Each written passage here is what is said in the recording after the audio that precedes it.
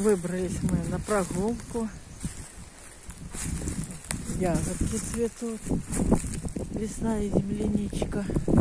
Много ее тут. Ну, когда начнет созревать, людей будет еще больше. В принципе, понимаем, что грибам рано. Ну, вот погулять по посадке, по лесу. В лес сам не поедем, а по посадке погулять можно.